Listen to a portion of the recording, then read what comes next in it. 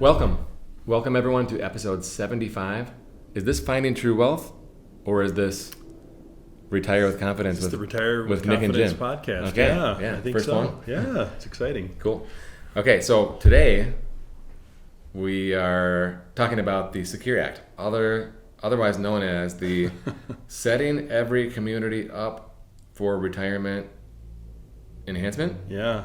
I'm surprised you had to read that. That doesn't roll off the tip of your tongue? No. And I have some concerns about what it's enhancing as well. Right. So what jumped out at you, Jim, on the Secure Act? One of the biggest things that jumped off the page right away for me was the RMD age. Got pushed back. It was always 70 and a half. People knew they had to take their required minimum distributions out of their IRAs, and they pushed that back to 72.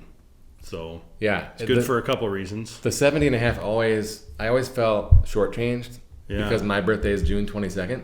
Oh, yeah. If I would have just been July 1st, it could have pushed me into another you year. could have had a whole nother year, yeah. You really did get robbed. But with the Secure Act now, I'm liberated, right, by 2 more years, right, where I can delay my required minimum distribution. Right. So that can be advantageous for some. Some people need the RMDs to live on, but a lot of times we talk to people who've built up enough of a nest egg and have other things going where they really don't want the RMDs, but they have to take them. Yeah. So this allows them to push that date back a little bit more. Yep. And we'll come back to that point as well. Yeah. But the huge disappointment was, for me, besides, well, we'll come back to other disappointments, but the fun disappointment, right? Making a joke out of it. Mm-hmm. We got rid of the 70 and a half, mm-hmm. but they kept the 59 and a half. Yeah. And why couldn't they fix that too?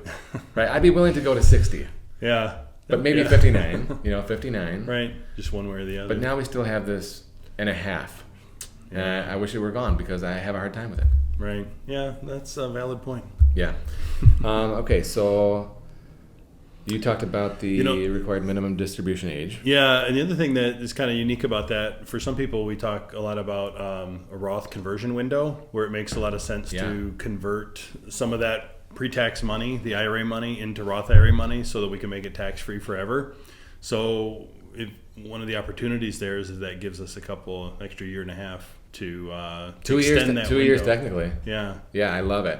So if you are in a position where you can convert, there's this this kind of sweet spot, like this retirement window, or Roth window, I like to say, or red zone or whatever, where you can, if you have Social Security, maybe a small pension, maybe you're living on your joint brokerage account, where you're not showing the IRS very much income, right? You can convert that big IRA into Roth and pay sometimes little or no tax. Yeah, it's a great opportunity.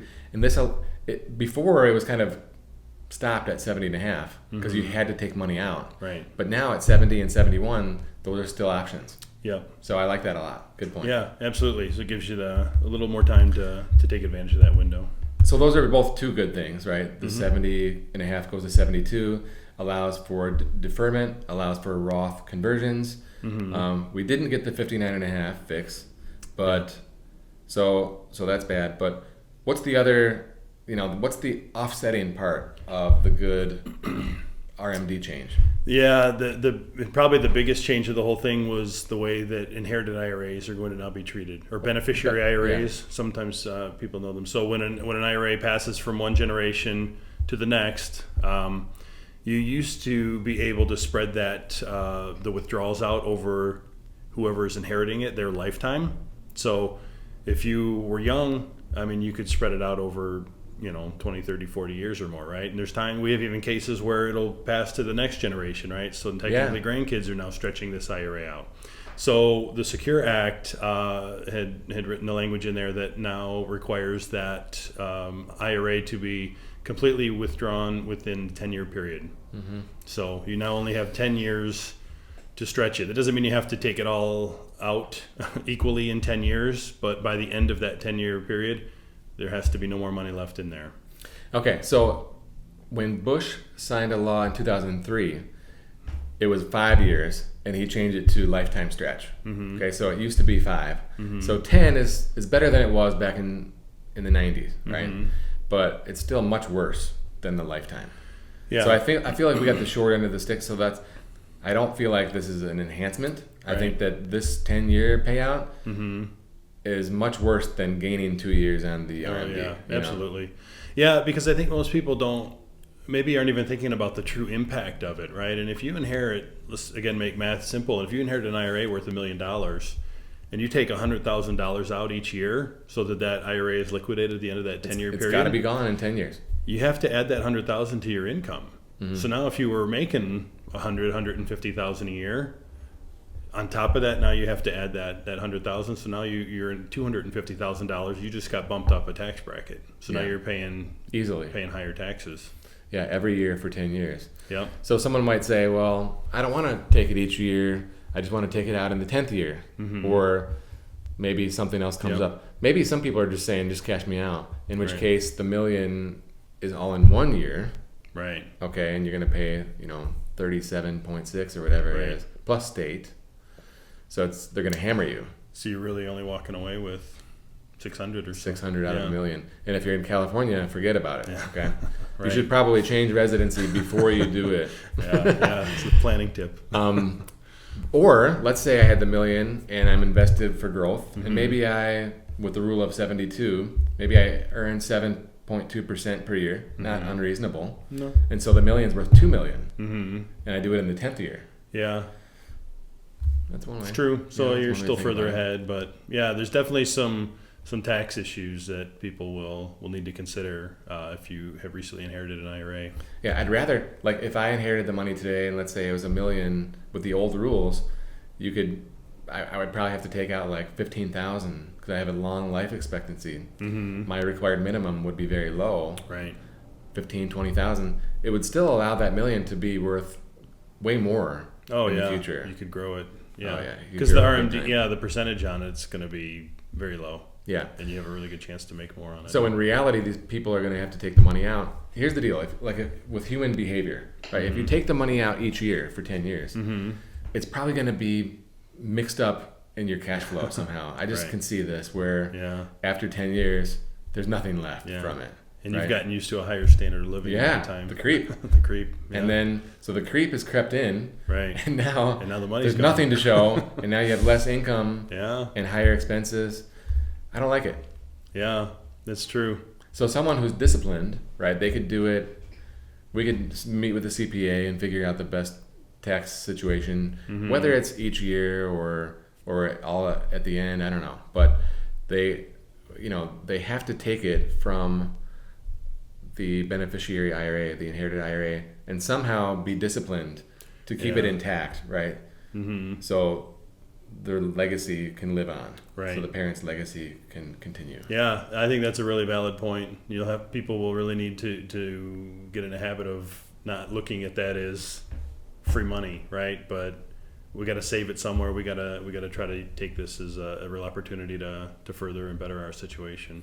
So this is kind of problematic, right? And I think that, like you mentioned earlier, some people, they take the required minimum now because they have to. If they didn't have to, they maybe wouldn't do it, right? Because they don't need the money. Right. If you have, around here you have a lot of these guys who have strong Social Security for two people. They have two pensions. Still some good pensions. Yeah, two pensions. Right. So you have these 4 income streams, and they could be at like 100,000 before you get out of bed. Right. Before you even log into your brokerage account. Right. And then all of a sudden, you have to take out like 37,000 out of your IRA. Right. Well, they don't need that 37,000. So now they're looking at their IRA and saying, well, when I die, right, we all have mortality risk, right? When I pass away, my kid's gonna have to take this out in those 10 years. I don't like that. And I don't need my required minimum. What if I took my required minimum or part of it and bought life insurance, which then would transfer to the kids tax-free? Tax-free, yeah. Right? You can buy a whole life policy that's guaranteed and stuff. It's not my favorite type of life insurance, but everything has its need, and it fits pretty well in something like this. So it's a way to replace some of that tax money we lost to taxes. Yeah, that's a good point. Something else to consider, both you and I, we both love Roth IRAs. So we don't need any more, motivation to want to contribute to them. But this is another kind of drop in that bucket of why a Roth IRA could be really advantageous, because it's after-tax money, it's tax-free money. So the RMD wouldn't apply. So there's no RMDs at all on Roth. It would be a much more efficient way to transfer that wealth. That's right. It makes it more appealing. Mm-hmm. So whether you're contributing to a Roth 401k, Roth IRA, or doing Roth conversions, it adds incentive. Yeah. Also, I think it's worth noting that whenever Congress messes with retirement, they've left the Roth alone. Mm-hmm. Right? Mm-hmm. Yeah. They're changing the RMD rules. They're changing beneficiary IRA. There's nothing like this with Roth. Mm-hmm. Right? They've never added anything that's worse with the Roth. Right. So that's worth noting. Likely because of the way it's set up, right? You've already paid taxes on the money that goes into it, so they've already received their tax revenue, right? Yeah, I think the whole thinking behind what the Secure Act did was unlocking that tax revenue from all that money that's sitting in these qualified accounts. Yeah. What about college accounts?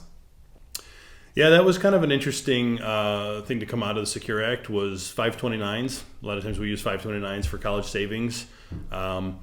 Something that was added that was kind of unique was that they will allow you to use up to $10,000 of a 529 to pay down college debt, pay off student loans. So I think that was kind of a unique... it makes sense. It just makes 529s even more flexible, right? Yeah. We hear people a lot of the time say, well, what if my kid doesn't go to college, right? Yeah. Well, now, with just in the last few years, 529s, now you can use them for K-12 education, right, up to $10,000 a year. And now, on top of that, the Secure Act has given us another $10,000 that we can use towards student loans. Yep, that's right. So that's a nice little treat.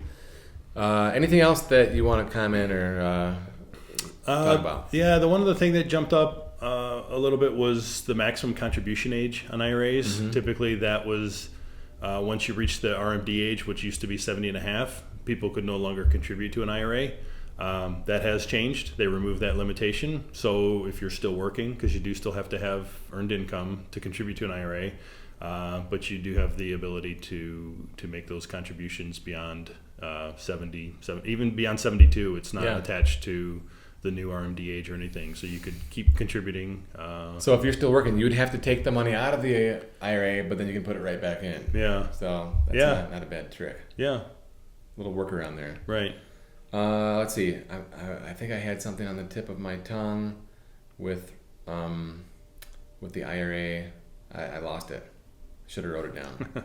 So okay. So the bottom line is, right, the Secure Act is live. It was signed on December 20th, so it is the law. Right. If you are 70 and a half this year, you're off the hook. You're not required to do it. Yeah. You can wait a couple more years. But if you were 70 and a half in calendar year 2019, you're stuck with the old rules. Yeah. So if you're born on June 22nd, and turned 70 last year, that's it for you. Yep. The same applies to the Roth or the 401k or the IRA contributions that I mentioned, how they removed that age limit.